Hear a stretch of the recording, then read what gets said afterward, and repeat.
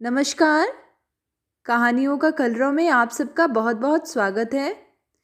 आज की कहानी का शीर्षक है बेदखल। कहानीकार हैं अल्पना मिश्र।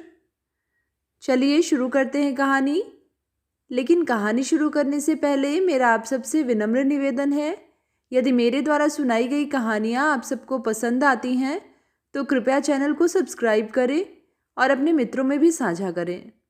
तो चलिए शुरू करते हैं कहानी। वे सच जो सच के भीतर छिपे रहते हैं, दिखते नहीं, जिन्हें बेदखल मान लिया जाता है, वे सच अपनी अनुपस्थिति में भी उपस्थित होते हैं। प्रतिमा दी, जो वर्षों से एक खास खाली समय में आया करती थी, आज अचानक शाम 5:30 बजे चली आई हैं। वह भी हल्की बारिश में भीगते हुए। रिक्शे से उतरकर सीढ़ियाँ चढ़ते हुए सीधे घर में दाखिल हो गई हैं। यह कैसे? या तो उनके पति के ऑफिस से आने का समय है।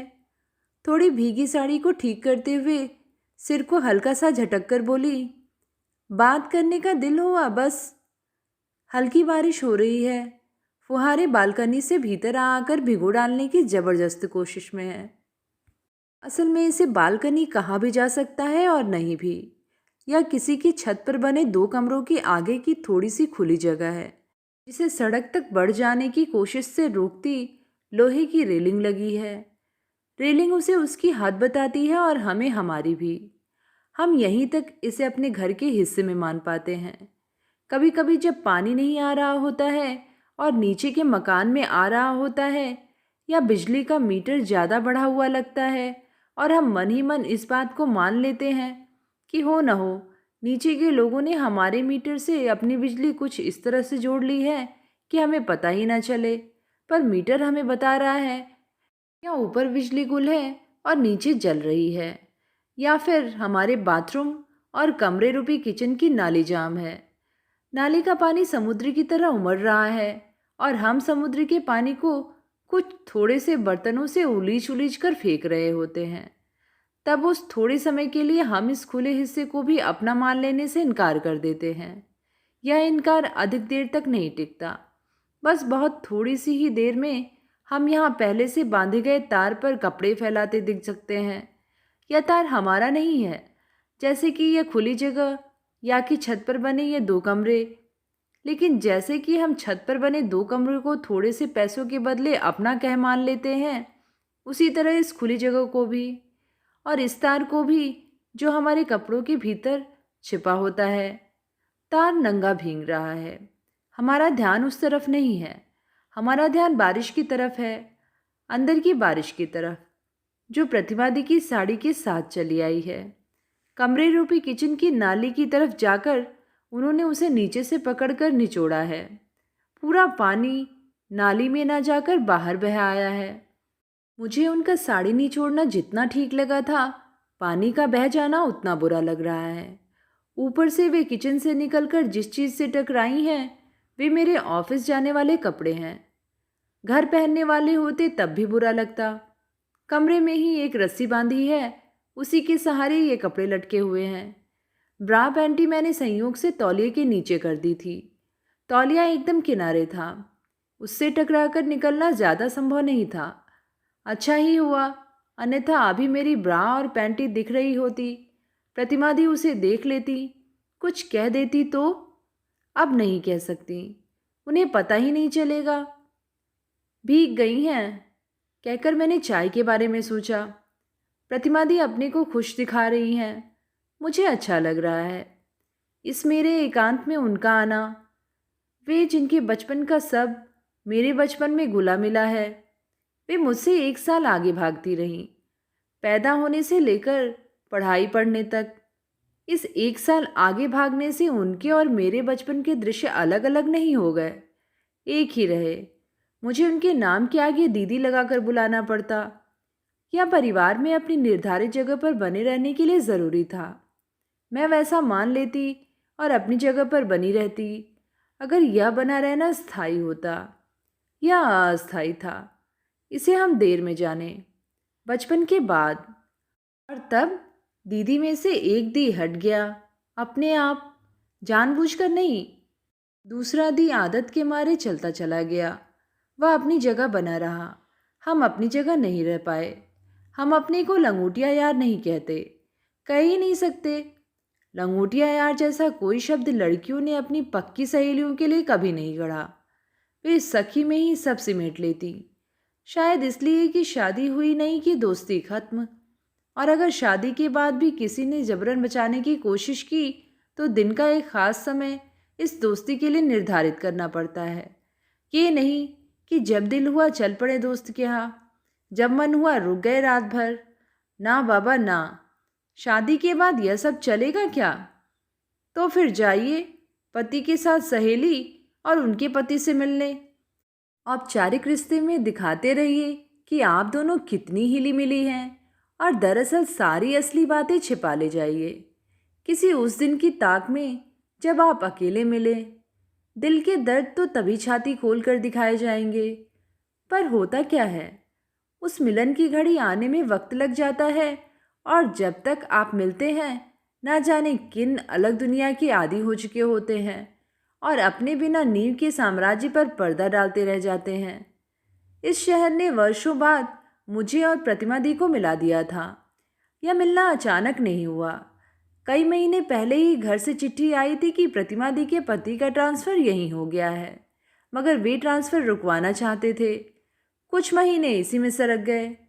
अंततः उन्हें आना पड़ा। उसके भी 2 महीने बाद प्रतिमा दी बच्चों और सामान के साथ आईं। मुझे आने के पहले उन्होंने चिट्ठी लिखी थी, लंबी, जिसमें पूरा उनका घर था। मैं नहीं थी। मेरे लिए सूचना भर थी कि वे फला फला तारीख को आ रही हैं। मुझे यह पहले से ही पता था। घर की चिट्ठी से अम्मा से ताई जी ने जोर देकर लिखवाया था। यही ताई जी मेरी स्मृति में प्रतिमा दी की माँ के रूप में दर्ज थी। मैं ऑफिस के बाद रिक्शा करके उनके घर पहुंची थी। वे अपना बेतरतीब फैला सामान ठीक करने में व्यस्त थी। उन्हें असुविधा हो रही थी कि उनके इतने बिखरे घर में कोई आए। तब भी वे मुझे देखकर खुश हुईं। बोली, गुड़िया खा कर जाती। उनकी अस्त व्यस्तता देखकर मुझे उनके काम में मदद करने जुटना पड़ा। फिर खाना खाकर जाने की इच्छा का मान रखते हुए खाना तैयार करवाना भी पड़ा। वैसे मैं वहाँ के किचन में अगर खाना न बना रही होती तो भी उस समय इन 2 कमरों में बना रही होती। वैसे शायद कुछ ना भी बनाती। यही भापकर प्रतिमा दी ने जोर दिया होगा कि गुड़िया खाकर जाती। असल में आज डब्बू और पिंकी भी नहीं हैं, घर गए हुए हैं। पढ़ाई में उन्हें इतनी छुट्टी मिल जाती है कि वह घर रह जाएं। मैं ऑफिस के मारे इतना नहीं जा पाती। अगर मैं सोचूं कि रात भर यहीं रुक जाऊं तो बच्चे थोड़ी देर को खुश और फिर परेशान हो जाते हैं। इससे भी ज़्यादा खुश और परेशान हो जाते हैं जीजाजी। उनकी इस घर नाम की जगह में एक आदमी को अलग से ठहरा लेने की जगह ही नहीं है। पहले कोई घर में आ जाए तो दिक्कत नहीं होती थी। औरतें एक साथ किसी जगह या कमरे में और मर्द एक साथ छत पर या बैठक में सो रह लेते थे। अब ऐसा नहीं है। किसी के आने पर भी पति पत्नी अपना कमरा नहीं छोड़ते। आने वाले को अलग जगह की दरकार होती है। ऐसे में पूरा घर मेरे सोने की जगह को लेकर चिंतित हो उठता। जिस सोफे पर मेरे सोने की व्यवस्था होती, जीजाजी उसे रात में उठ उठ कर देखने आते। मैं ठीक से सोई हूँ या नहीं, वे पूछते। सुबह आ गई है या मुझे बाथरूम के लिए हल्ला मचाती आवाज़ों से पता चलता। इतना साफ मुझे 2 कमरों में पता नहीं चलता। डब्बू के बाथरूम जाने का कोई समय ही आज तक निश्चित नहीं हो पाया था और पिंकी थोड़ी देर में उठती थी। पर यहाँ स्कूल बस के आने की मजबूरी और प्लास्टिक के डब्बे में खाने का कुछ सामान ले जाने की चिंता ने सबको हड़बड़ा कर सुबह में झोंक दिया था। इस सब ने कब मुझे आउट ऑफ प्लेस कर दिया था ठीक ठीक नहीं कह सकती। नतीजा कि मैं उनसे मिलने जाना टालती। वह भी मुझसे मिलने किसी ऐसे समय में आती जब उनके पति बाहर गए होते। बाहर माने ऑफिस, बाहर माने फील्ड ड्यूटी में। देर से आएंगे। तो जब तक मैं चाय चढ़ाकर प्रतिमा दी की तरफ मुड़ी, वे कमरे में रखे उस एकमात्र पुरातन पेड़ तक पहुंच चुकी थी जिसे मनुष्यों ने काट छाट कर मेज नाम दे दिया था। कुर्सी हम खरीदना चाहते थे। डब्बू को बहुत परेशानी भी होती थी। वह मुझे तरह तरह से कोसता भी था। ऐसा नहीं था कि मैं नहीं चाहती थी। मैं बहुत समय से चाहती थी। एक बार तय भी हो गया था, पर उसी समय अम्मा की तबीयत बिगड़ गई। हमें घर दौड़ना पड़ा, फिर घर से यहाँ, फिर यहाँ से और बड़े शहर जहाँ मेडिकल कॉलेज था। तो यह टल गया, टलता ही चला गया। डब्बू कहता था कि डब्बू कहता था कि जब वह कमाएगा तब देखना कितनी बढ़िया टेबल कुर्सी खरीदेगा। मुझे अच्छा लगता, मैं चाहती थी वह दिन आए। हमने इसी मेज को खटिया से सटा कर रखा था। खटिया कभी भी कुर्सी बन जाती थी, यह आसान था। अब की कुर्सी ले लूँगी कि जगह मेरे मुंह से निकला, मोपेड लेना कैसा रहेगा। मैं कब से मोपेड के बारे में ही सोच रही थी। कब से क्या, वही जब अम्मा को लेकर बड़े शहर दौड़ना हुआ तभी से। वहाँ तो लड़कियाँ तरह तरह के मोपेड गाड़ियाँ वगैरह चला रही थीं। यहाँ अभी इसका चलन नहीं था, पर किसी को तो शुरू करना होगा। मैंने सोचा था मोपेड लेने से ऑफिस जाने आने से लेकर गांव आने जाने की भी आसानी हो जाती। कितनी कितनी देर तक रिक्शे का इंतज़ार करना पड़ता था। समय की बचत के लिहाज से ही मुझे भाया था। डब्बू से इसी भाव से मैंने कहा था। वह खुश हो गया था, बोला कि केवल ऑफिस लेकर तुम जाना, बाकी समय मेरे पास रहेगी। मैंने हंसकर कहा था, ठीक है। वही बात मन में थी कि यहाँ निकल गई। डब्बू को दिक्कत होती होगी, मेरे कहे में प्रतिमा दी ने जोड़ा। पिंकी को भी दिक्कत होती है। मुझे भी कभी कभार ऑफिस का कोई डेटा पटरी से सीधी लाइन खींचकर बड़े पन्ने पर बनाना पड़ता है। तब खटिया पर उकड़ू बैठकर काम करना पड़ता है। तब कुर्सी चाहिए होती है। यह सब मैंने नहीं कहा। डब्बू के नाम से ज़रूरत अधिक ज़रूरत लगती थी, पिंकी के नाम से नहीं। मेरे नाम से तो बिल्कुल नहीं। एक तो मेरी शादी नहीं हुई थी, मेरी ज़रूरत कोई ज़रूरत नहीं थी। लोग ऐसा मानते थे, मैं भी कभी कभी मान लेती थी। डब्बू भाई था, उस पर सबकी निगाहें थी। मैं जानती थी, मैं जो इस शहर में, इस कमरे में, उस ऑफिस में खप रही थी। बप्पा होते तो कह नहीं सकती थी कि अच्छा होता या बुरा। जहाँ तक उन्हें देखा, वे इतने खोखले हो चुके थे कि उनमें कुछ भी करना मुश्किल था। दवा, संबंध, विश्वास, कुछ भी। यह मोपेड की क्या खुराफात है? प्रतिमा दी अचानक पूछी। कुछ नहीं, बड़े शहरों में लड़कियां इसीलिए ढेर काम कर लेती हैं। हाँ, प्रतिमा दी ने कुछ निराश होकर कहा। मैं चाय छान रही थी। किचन कोई दूर नहीं था, इसी कमरे के भीतर था। खटिया के पायताने, यहीं एक पीढ़े पर गैस स्टोव रखा था। क्या गैस स्टोव नया था, थोड़ा सा साफ कर देने पर चमकता था। प्रतिमा दी वहीं चली आई, झुककर अपनी वाली चाय उठा ली। हाँ कहकर वह मुड़ा तुड़ा नोट मेरी हथेली में खोसने लगी। यह नोट 100 रुपये का था। अम्मा पर बप्पा ने अत्याचार किया था, चिल्लाकर डब्बू ने सिद्दीकी जी के सामने कहा। इससे सिद्दीकी जी के लिए चाय बनाने जमीन पर उकड़ू होकर बैठी मैं घबराकर उठ गई। प्रतिमा दी पीढ़े पर बैठी थी, वे भी भौचक रह गईं। डब्बू ऐसे सोचता है, कम से कम सिद्दीकी जी के सामने तो ढंग से बोलना था। ऐसे नहीं कहते, सिद्दीकी जी ने समझाते हुए कहा। ऐसे नहीं कहते, डब्बू ने चिढ़कर कहा। घर में खाने को नहीं, इतने बच्चे पैदा करके रख दिए हमारे सिर पर। अब वो जमाना नहीं रहा कि जितने हाथ उतना काम। अब जितने पेट उतनी भूख का जमाना है, ऊपर से अम्मा की तबीयत। असल में अब टिंकी और रेनू को भी गांव से यहाँ लाना ज़रूरी लग रहा था। हम 5 थे, 4 बहनें और 1 भाई। प्रतिमा दी भी थी। इस तरह 6 हो जाते थे। उनके पिता बचपन में ही नहीं रहे थे, तभी से वे और ताई जी हमारे साथ थी। सिद्दीकी जी खाट पर से मुश्किल से उठे।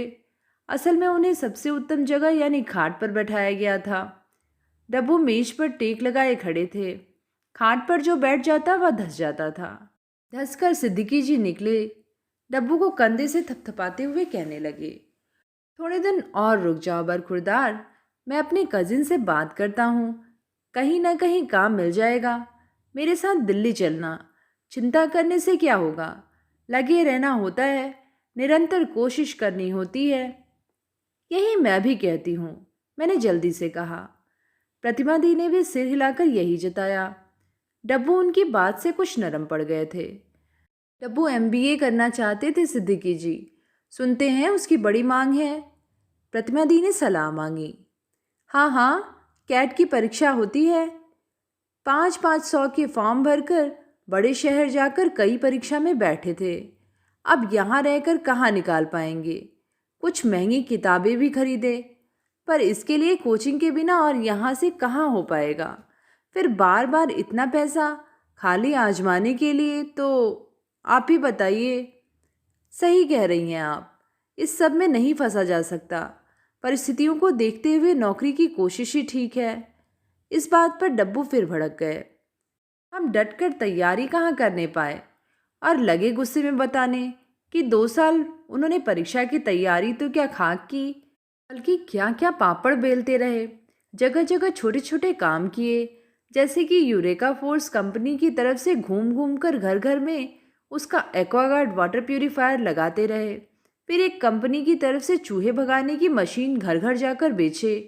चूहा भगाने की मशीन फिर भी बिक जाती थी, मगर वाटर प्यूरिफायर ज़्यादा लोग नहीं खरीदते थे। इससे उन्हें ऐसी बीमारियों के नाम याद करने पड़ते और लोगों को बताने पड़ते जो पानी से नहीं होती थी, मगर लोगों को डराने के लिए जिनका नाम बताना ज़रूरी था। उसके बाद वे जिन कंपनियों का सर्फ, साबुन, नैपकिन वगैरह बेचते रहे, उनके विज्ञापन टीवी पर नहीं आते, बल्कि थोड़े दिनों के बाद या तो कंपनी ही शहर से चली जाती है, या फिर बेचने का निर्धारित लक्ष्य पूरा न कर पाने के कारण डब्बू जी की वापसी हो जाती। आप ही बताइए कि क्या गांव का घर बेचकर भी किसी बड़े शहर से, किसी बड़े इंस्टीट्यूशन से एमबीए की पढ़ाई भर का इंतज़ाम हो पाता?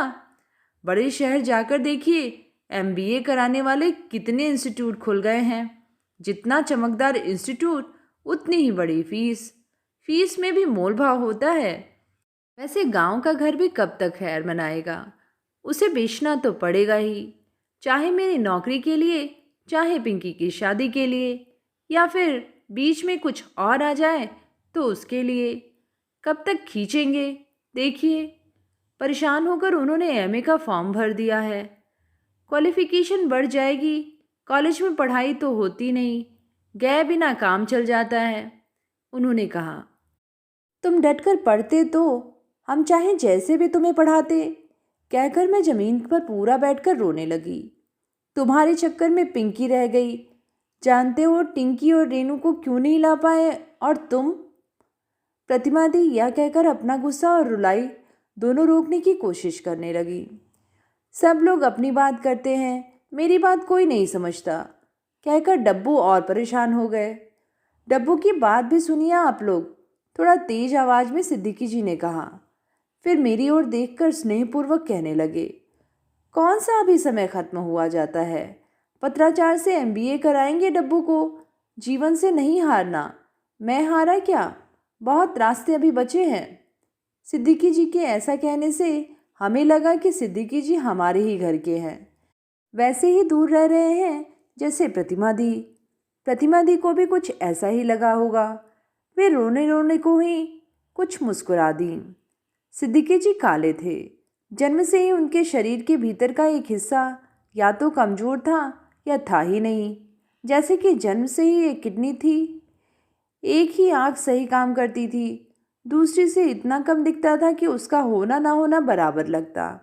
एक फेफड़ा भी कमज़ोर था, जिसकी वजह से अक्सर सांस की तकलीफ बनी रहती थी। एक पैर भी दूसरे के अनुपात में हल्का सा छोटा था। पता नहीं जन्म से या बाद में हो गया, किसी रोग का शिकार होने से। शरीर के एक भाग के कमज़ोर होने से वे अक्सर बीमार हो जाते। हालांकि उन्हें देखकर कोई इस बात का अंदाज़ा आसानी से नहीं लगा सकता था। उन्होंने बॉम्बे स्कूल ऑफ आर्ट्स से फाइन आर्ट्स में एक डिप्लोमा किया था। किताबें पढ़ते थे, कविताएं लिखते थे, किंतु किसी को दिखाते नहीं थे। बातों बातों में एक बार कह पड़े थे। सिद्दीकी जी के साथ उल्टा हुआ था। वे बड़े शहर से छोटे शहर की तरफ आए थे। एक आंख से कमज़ोर होने के बावजूद उन्होंने कंप्यूटर सीखा था और गणित का ट्यूशन पढ़ाते थे। गणित व्यावसायिक विषय था। किसी प्राइवेट स्कूल में शुरू में यहाँ गणित पढ़ाने आए थे, फिर ट्यूशन पढ़ाने लगे। ट्यूशन के बीच बीच में कंप्यूटर की जानकारी भी दे देते। इस तरह उनका ट्यूशन पढ़ाना बहुत पॉपुलर हो गया। उन्होंने स्कूल में पढ़ाना छोड़ दिया। प्रतिमा दी के बच्चे भी उन्हीं के यहाँ ट्यूशन पढ़ते थे। बड़ा लड़का गणित में कमज़ोर था, छमाही परीक्षा में फेल हो गया। प्रतिमा दी को सिद्दीकी जी के यहाँ आना पड़ा। वे घबराकर पूछने लगी, वो कौन सा टॉनिक है जिसे पीकर लड़के गणित में तेज हो जाते हैं? इस पर सिद्दीकी जी ने समझाने जैसा कुछ समझाया। उन्होंने कुछ चित्र दिखाकर यह भी बताया कि कैसे लड़के की रुचि चित्रकला से गणित की तरफ मोड़ी जा सकती है। उनके बनाए चित्र देखकर प्रतिमा दी थोड़ा मुग्ध और अधिक भयभीत हुई। वे एक पॉपुलर ट्यूशन टीचर के साथ साथ एक कलाकार से भी मिल रही थीं, मानो कि यह टीचर और कलाकार का मिश्रण किसी दूसरी दुनिया के बासिंदे में हो। वे थोड़ा थोड़ा नर्वस हुई। इसी सब में वह क्षमा प्रार्थना की तरह यह कहते हुए चल पड़ी कि सर, आपका बहुत कीमती समय ले लिया, ट्यूशन के बच्चे इंतज़ार कर रहे हैं। सिद्दीकी जी भी चित्र दिखाने में कुछ इस देर को भूल गए थे। तत्काल बरामदे और कमरे में बैठे बच्चों की तरफ दौड़ने को हुए। थोड़ा बरामदे में झांके, फिर कमरे के बच्चों को कुछ बताने लगे। प्रतिमा दी बहुत विवल होकर चल रही थीं कि उन्हें याद आया कि इस सब के बीच उनके हाथ में लटका एक छाता वहीं चित्रों के बीच छूट गया है। अब क्या करें? सिद्दीकी जी तो बच्चों को पढ़ाने लगे होंगे, लेकिन छाता एक ही था उनके पास। सिद्दीकी जी के लिए यह छाता छोड़ा नहीं जा सकता था।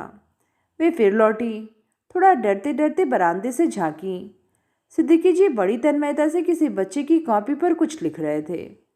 कितनी तन्मयता से पढ़ाते हैं, उन्होंने सोचा। इतने में सिद्दीकी जी ने सिर ऊपर उठाया और उन्हें खड़ा देखकर चौंक गए।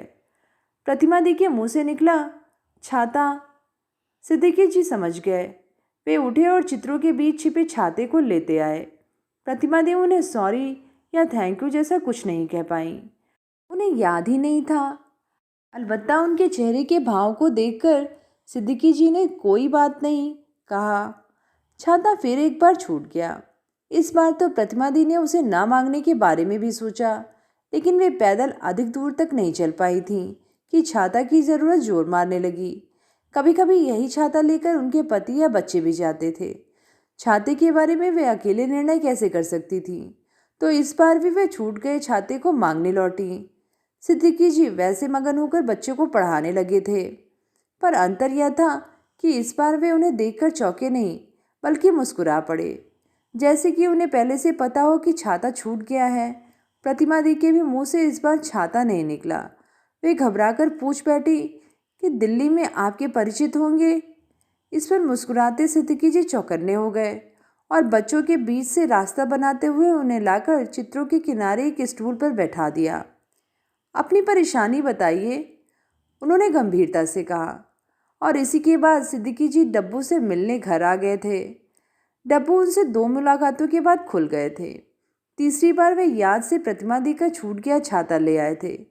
प्रतिमा दी ने उत्साह में उन्हें बताया था कि वे भी चित्र बनाया करती थीं, लेकिन बहुत पहले। इस पर सिद्दीकी जी ने उन्हें चित्र बनाने के लिए उकसाया और एक दिन वे सचमुच कुछ चित्र बना डाली। बच्चों की पेंसिल लेकर बैठ गईं। जो मन में घुमड़े उसे कागज पर उतारने की कोशिश, ऐसा ही कुछ कहते हैं सिद्दीकी जी। उनके भी मन में जो कुछ उमड़ घुमड़ रहा था उसे कागज पर उतारने की कोशिश करने लगी। आखिरकार सीनरी जैसा कुछ बना। इनमें रंग वे नहीं भर सकी। बारिश में भीगती झोपड़ियों और खुले में भीगते अधनंगे बच्चों की रेखाएं इनमें सबसे ठीक ठाक बन पाई थीं। इसे प्रतिमा दी ने सबसे ऊपर रखा था। इन चित्रों को लेकर वे बड़े संकोच और धड़कते दिल से सिद्दीकी जी के यहाँ पहुंची। सिद्दीकी जी सचमुच बनाए गए चित्र की बात सुनकर हंस पड़े। हंसकर उन्होंने पहला चित्र उठाया। वे गंभीर हो गए। दूसरे दिन प्रतिमा दी घर का काम धाम निपटाकर सुबह के 11 बजे रिक्शे से बिजली ऑफिस जा रही थी। रास्ते में बाईं तरफ एक जूते की दुकान पड़ती थी। उसके आगे एक मोची बैठता था। जूते की दुकान के आगे से जब उनका रिक्शा गुजरा तो उन्होंने वहाँ सिद्दीकी जी को खड़ा पाया। रिक्शा जरा रोकना, कहकर पलटकर उन्होंने देखा सिद्दीकी जी जूते की दुकान के आगे मोची के पास खड़े उन्हीं की तरफ देख रहे थे। वे हड़बड़ाकर रिक्शे से उतरने लगी। नहीं, बैठे रहिए, कितनी देर कर दिया। सिद्दीकी जी थोड़ा शर्मा कर बोले। आप आपने कल बताया था कि आज बिजली का बिल देने जाएंगी। हाँ, पर आप कब से खड़े हैं? बाप रे! प्रतिमा दी को लगा उनसे भारी भूल हो गई है। इतनी देर उनकी वजह से सिद्दीकी जी को इंतज़ार करना पड़ा। उनसे तो कुछ कहते ही नहीं बन रहा था। सिद्दीकी जी ही कुछ कहे, मगर चुप खड़े हैं वे भी। प्रतिमा दी रिक्शे पर और सिद्दीकी जी नीचे। समय को पंख आज ही लगना था। सिद्दीकी जी ने बड़ी कठिनाई से एक फाइल जैसी चीज़ जो उनके हाथ में पड़ी थी उनकी तरफ बढ़ाई। प्रतिमा दी ने ले लिया। फाइल लेने के साथ ही उन्होंने घबराहट में उन्हें खोल दिया। उसमें एक चेहरे का चित्र था, प्रतिमा दी के चेहरे का। प्रतिमा दी थोड़ा मुस्कुराते हुए शर्माई।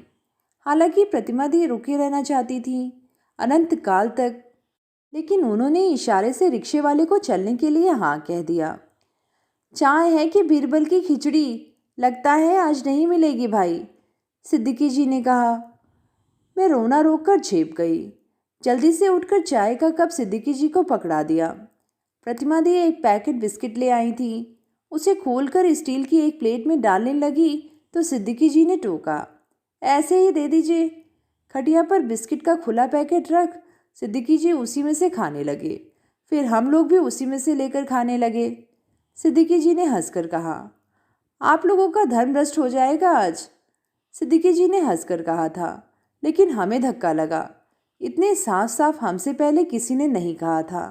गांव में घर आने वाले बिट्टन की अम्मा ने तो बिल्कुल भी नहीं। उनके लिए अलग कप गिलास रखा रहता था। उनके सामने ही उनका अलग और अम्मा का अलग कप रखा जाता। वे कभी नहीं पूछती। इसलिए इसके जवाब में जो बातें हमारे मुंह से निकलती चली गई उससे भी हम चौंक गए। जैसे कि प्रतिमा दी ने चिढ़कर कहा, हाँ, जीने से ज़्यादा धर्म बचाना ज़रूरी है। डब्बू ने इससे भी बुरी तरह कहा था, साले हमें जात पात में उलझाकर खुद ब्रेड बटर खाते हैं।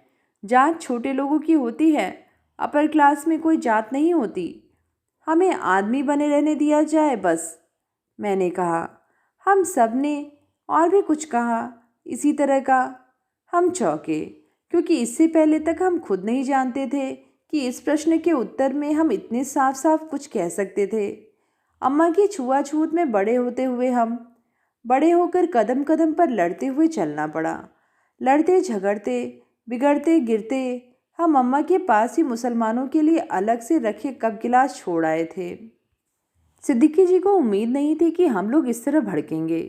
वे दुखी भाव से कहने लगे, हम सबको समझना चाहिए ही, जीने की ज़रूरत के आगे यह सब बेमानी है। एक मिट्टी में बोते हैं, एक दुकान से अनाज खरीदते हैं, बुनकर कपड़ा बुनता है, उसे सब पहनते हैं, मजदूर काम करता है, सब उसका लाभ लेते हैं, तब यह सब नहीं आता। अब तो चाय पियेंगे? प्रतिमा दी ने हल्का सा हंसकर कहा, जिसके जवाब में चाय उठाकर उन्होंने कहा, बेरोजगारों के लिए सरकार ने दुनिया भर की योजनाएं बना रखी हैं, पता है? सब बकवास, डब्बू ने कहा। सिद्दीकी जी के जाने के बाद मुस्कुराते हुए आकाश की तरफ देखकर प्रतिमा दी ने 3 बार कहा, कितने अच्छे हैं सिद्दीकी जी। डब्बू दिल्ली से सबके लिए कुछ लाना चाहते थे। बजट छोटा था, उसी में सब करना था, इसीलिए सोच विचार में डूबे थे।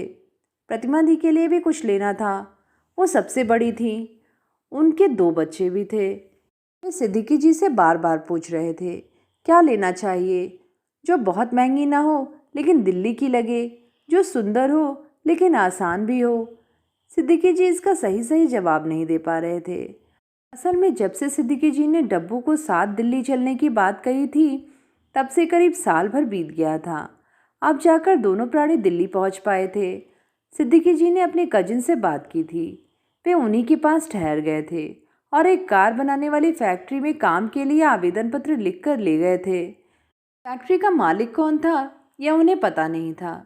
सिद्दीकी जी को भी नहीं पता था, लेकिन सिद्दीकी जी को यह पता था कि यह कंपनी किसी जापान की कंपनी के साथ मिलकर कार बनाती है। यह उन्होंने डब्बू को बताया था। यह भी कि आजकल दुनिया भर की कंपनियां भारत में उतर आई हैं। इस पर डब्बू ने कहा कि अखबारों और टीवी से उन्हें कुछ ऐसा ही पता चला था, लेकिन ठीक ठीक आज देख रहे थे। फैक्ट्री के मालिक से मिलना मुश्किल था, बल्कि पता नहीं मालिक यहाँ बैठता था अभी कि नहीं। वे संशय में थे।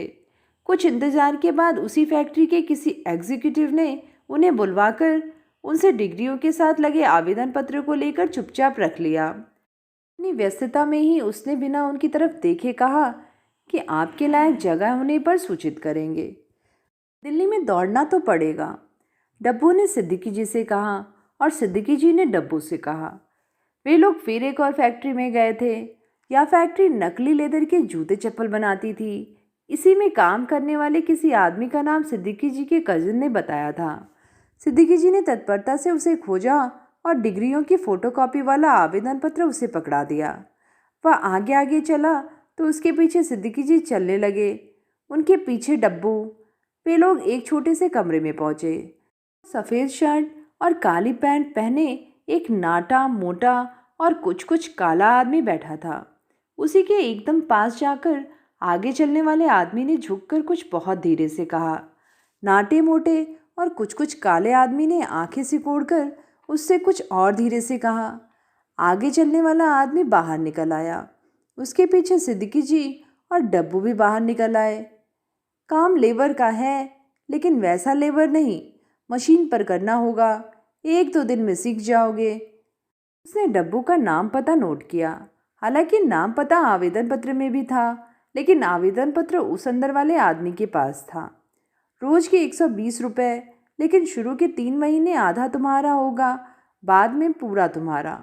ईमानदारी से साफ साफ बता रहा हूँ, मंजूर हो तो बोलो। डब्बू उसके इस प्रस्ताव को सुनकर भी खुश थे, लेकिन सिद्दीकी जी ने सोचने के लिए टाइम देने की बात कही। 1000 लोग यहाँ घूमते हैं, आपको मौका दे रहे हैं। भाई साहब का नाम लिया था ना, इसीलिए। सिद्दीकी जी ने उसका फ़ोन नंबर नोट करके कल ही बता देने को कहा। बरखुरदार, जल्दबाजी ना करो, कहकर वे हाले दिल्ली बयां करने लगे। वे ज़्यादा नहीं रुक सकते थे, उनका ट्यूशन छूट रहा था। कल रात की बस से लौटना ज़रूरी था। दूसरे दिन सुबह डब्बू जिद करने लगे कि सर, अपने शहर में बधा काम मिलने से रहा, 3 महीने की ही दिक्कत है, फिर 3600 रुपये मिलने लगेंगे। इस पर उन्होंने जूते की फैक्ट्री वाले उस आदमी को फ़ोन करके हाँ कह दिया। तो दिल्ली के सरोजनी नगर बाजार में डब्बू उत्साह से भरे हर चीज़ देख रहे थे। इतनी सारी चीज़ें, इतने रंग। उत्साह में वे तमाम चीज़ों के दाम पूछते जा रहे थे जो उन्हें नहीं भी खरीदनी थी। डब्बू, अपने लिए भी कुछ ले लो, बल्कि मेरी तरफ से रहेगा दिवाली पर एक शर्ट कुर्ते जैसी। वहाँ भी लोग देखेंगे कि दिल्ली की शर्ट है। सिद्दीकी जी ने डब्बू का कंधा पकड़कर कहा। डब्बू शर्मा गए और संकोच के साथ अपने लिए शर्ट पसंद करने लगे। जाड़ा आने वाला है, सिद्दीकी जी ने सोचा और उस दुकान की तरफ बढ़े जिसमें तरह तरह के स्वेटर टंगे थे। स्वेटर सेल में थे। डब्बू सेल देखकर खुश हो गए और इत्मीनान से बैठकर अलग अलग रंगों के लेडीज स्वेटर छांटने लगे।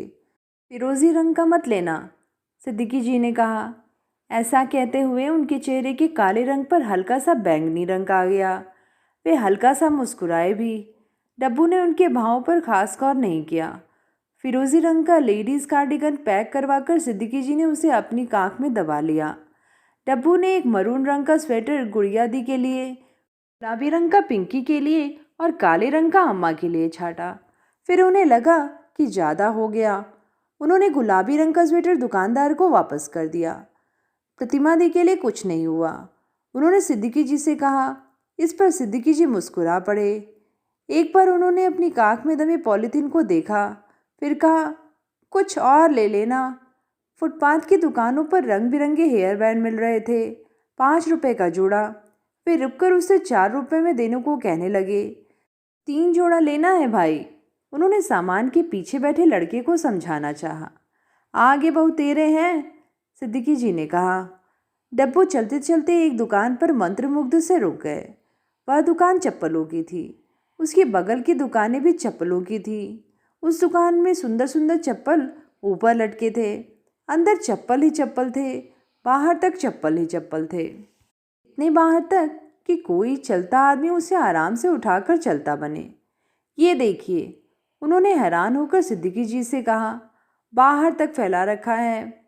बरखुरदार, इनके आदमी इधर उधर खड़े रहते हैं, कोई उठा नहीं सकता, सिद्दीकी जी ने बताया। अच्छा, तभी तो, हैरान डब्बू ने माना। इसी के बाद सिद्दीकी जी ने बताया कि बड़ी दुकानों में कैसे कैमरे लगे रहते हैं, कौन क्या सामान उठा रहा है, काउंटर पर बैठा आदमी स्क्रीन पर देखता रहता है। बाहर निकलने से पहले सामान की चेकिंग होती है। डब्बू को लगा कि देश में सचमुच प्रगति हुई है। डब्बू झुककर प्रतिमा दी के लिए जूती देखने लगा। उनकी चप्पल कितनी बुरी हालत में है। उस दिन उतार कर खटिया पर बैठे तो डब्बू ने देखा था, तब कुछ नहीं कहा था। अब उसे बदला जा सकता था। जूती में कुछ ज़्यादा पैसे लग जाएंगे तो क्या, प्रतिमा दी सबसे बड़ी है। डब्बू ने एक कढ़ाईदार सुंदर लकड़ी के रंग की जूती उठाई। कमज़ोर ना हो, थोड़ी फैंसी भी लगनी चाहिए, उन्होंने सिद्दीकी जी को याद दिलाया। इस पर सिद्दीकी जी मुस्कुराते हुए झुककर नीचे रखी जूतियां देखने लगे। इधर डब्बू उस जूती को वहीं रखकर अगली दुकान की चप्पलें देखने लगे और फिर उससे अगले की दुकान की। इतने में मिट्टी फट गई, जोर का चमकता हुआ धमाका हुआ और धूप की बारिश होने लगी। किसी को कुछ समझ में आए इससे पहले बहुत कुछ रोशनी, धुएं, अंधेरे और शोर में समा गया। इसके बाद कार्यक्रम शुरू हुआ। दमकल बुलाई गई, पुलिस आई, लाशें छाटी, गिनी जाने लगीं, लाशों के चिथड़े समेटने की बात होने लगी। लेकिन कैमरा उठाए लोग उन्हें रोककर रोती चीखती बदहवास भीड़ और बदबू को झेलते हुए लाशों, चिथड़ों, धुएं और गंदगी की फोटो उतारने की होड़ में शामिल हो चुके थे। शोक संदेश प्रसारित किए जाने की हड़बड़ी मच गई। उधर दिल्ली के करोल बाग में भी ऐसा ही दृश्य बना। इधर गुड़िया को दफ्तर में ही पता चल गया कि दिल्ली में बम फटा है। हे प्रभु, वहाँ वहाँ सिद्दीकी जी और डब्बू ना गए हों, मन ही मन उन्होंने कामना की। प्रतिमा दी भागी भागी 2 कमरों में पहुंची। एक छोटा पोर्टेबल टीवी मेज पर रखा था, उस पर न्यूज चलाया गया। तमाम विभत्स दृश्यों के बीच उन्हें कोई पहचान में नहीं आया। जैसे तैसे सुबह आई। अखबारों में तमाम नाम आए, डब्बू और सिद्दीकी जी का नाम नहीं आया था। वे लोग इत्यादि में थे या नहीं, वे लोग दिल्ली निवासी भी थे नहीं। हाल ही कहीं से कहीं पहुंच जाने से आपकी गिनती वहां की लाशों में नहीं हो सकती। इसे गुड़िया, पिंकी और प्रतिमा दी उस समय नहीं जान पाई। यह भी नहीं जान पाई कि सिद्दीकी जी ने अंतिम समय तक एक फिरोजी लेडीज कार्डिगन काख में दबाया हुआ था। यह भी नहीं कि डब्बू ने मरून और काले रंग के 2 स्वेटर अम्मा और गुड़िया दी के नाम से ले लिए थे और प्रतिमा दी के लिए चप्पल चुन चुके थे। लेकिन यह सब उन्हें कुछ ही दिन बाद पता चल गया। सिद्दीकी जी के कजिन ने उन्हें दिल्ली बुलाया। ये डब्बू के लिए है। प्रतिमा दी ने एक छोटा सा झोला मेज पर रख दिया। जब वे हल्की बारिश में भीगते हुए अंदर आई थीं, तब मुझे उनकी नीचे से भीग गई साड़ी दिखी थी, झोला नहीं दिखा था। उनकी आंखों के नीचे की तरफ बना काला घेरा भी दिखा था और सूजन भी। रात में ज़्यादा सिलाई की थी, मैंने मन ही मन सोचा था। जब से नए खुले बुटीक में सिलाई का काम पकड़ा है, तब से आंखों के नीचे काले घेरे में सूजन बहुत साफ दिखाई देने लगी है। उन्होंने झुककर मेरी हथेली में जो चीज़ खोसी वह 100 रुपये का नोट था। पिंकी, जो फॉर्म भरने को कह रही है भरवा दो, जीजा जी को पता चल जाएगा तो जान चली जाएगी तुम्हारी, मैंने कहा। ये हल्का सा हंसी मेरी तरफ बढ़ी और बढ़ने के इस क्रम में फिर जिस चीज़ से टकराई वे वही मेरे रस्सी पर टंगे कपड़े थे, दफ्तर जाने वाले। इधर से प्रतिमा दी, मैंने कहना चाहा कि इससे पहले उन्होंने तौलिया उलटकर खिसका दिया। उन्होंने वह देख लिया जो मैं नहीं चाहती थी कि वे देखें। वही मेरी ब्रा और पैंटी। ब्रा की इलास्टिक बुरी तरह गल गई थी, पैंटी का रंग उतर चुका था। मैंने हड़बड़ाकर कहा, और है, बारिशों में इतने कपड़े भीगते हैं कि पुराने धुराने निकालने पड़ जाते हैं, दिखते कहाँ हैं। और यह कहकर मैंने जल्दी से तौलिया वापस उन पर डाल दिया। अब कुछ कहेंगी प्रतिमा दी? पता नहीं क्या क्या कहेंगी मुझसे तूने सब छिपाया, टिंकी को बड़े शहर पढ़ने भेजकर किस हाल में रह रही है तू। डब्बू के इलाज का बेतहासा खर्च, आखिरकार डब्बू के ही इलाज में गांव का घर गिरवी रखना पड़ा और हमारे पास था ही क्या। पर नहीं, कुछ नहीं कहा उन्होंने। वे धीरे धीरे मेरे पास आईं, मेरे कंधे को छुआ, फिर सस्ते कपड़ों की दुकान के बारे में बताने लगी। पता नहीं मुझे क्या हुआ, कि मैं अचानक उनके गले लगकर रोने लगी। मेज पर अब वह पोर्टेबल टीवी नहीं है, डब्बू के पास है। गांव में दिन भर लेटे लेटे उसी पर जाने क्या क्या देखते रहते हैं। अम्मा वहीं खटिया पर उन्हें खाने पीने की चीज़ें देती जाती हैं। अगर उन्हें कुछ देने में देरी हो जाए तो वहीं से अनाप शनाप गालियाँ शुरू हो जाती हैं। एक हाथ, एक पैर और एक आंख से लाचार डब्बू। उनके चेहरे की प्लास्टिक सर्जरी कराई जा सकती थी। हम प्लास्टिक सर्जरी के बारे में ठीक से कुछ नहीं जानते थे। जानते होते तो भी कुछ नहीं कर सकते थे। उसके खर्चे की कल्पना भी हम नहीं कर पाते थे। मर क्यों नहीं जाती, जैसा कुछ दिन में 10 बार वे अम्मा को कहते थे। और ताई इतनी बीमार हो चुकी हैं कि अगर उन्हें जिंदा रखना है तो शहर जाना ज़रूरी होगा। गांव से बार बार यहाँ लाकर दिखाना कौन करे। करते हैं हम, कभी पिंकी, कभी मैं। प्रतिमा दी ने भी कई बार किया, पर वे बार बार गांव नहीं जा पाती। जीजाजी नाराज होते हैं, उन्हें अपने ससुराल की जिम्मेदारियां देखनी होती हैं। अब वो ट्यूशन नहीं पढ़ा सकते, उनका मन भी कुछ लगता। और यह कहते हुए प्रतिमा दी ने धीरे से उस छाते को छुआ जिसे सिद्दीकी जी ने कभी लौटा दिया था और जो मेरे यहाँ ही रह गया था। छाता उन्होंने वापस रख दिया। पिंकी के लिए सेल्स गर्ल का काम करना ठीक नहीं है। ये बड़ा शहर नहीं है। बड़ा शहर होता तो ठीक होता। अचानक पिंकी ने पूछा। वह अपने को बारिश से बचाती हुई कमरे में घुसी थी। कब से? शायद कुछ देर से, या शायद अभी अभी। नहीं, बड़ा शहर तमाम चीज़ों को ढक लेता है, छोटा शहर उघाड़ देता है। हाँ, जैसे कि लोगों के मरने को भी, गुस्सा कर पिंकी ने कहा। प्रतिमा दी ने छटपटाकर मुझे और पिंकी को देखा। वे बरसते पानी में बिना कुछ बोले निकल गईं। रिक्शा मिल जाएगा, मैंने सोचा। तो ये थी कहानी बेदखल। कहानी आप सबको कैसी लगी नीचे कमेंट में लिख के ज़रूर बताइएगा। आगे भी ऐसी ही कहानियाँ सुनते रहने के लिए चैनल को ज़रूर सब्सक्राइब कीजिएगा। धन्यवाद।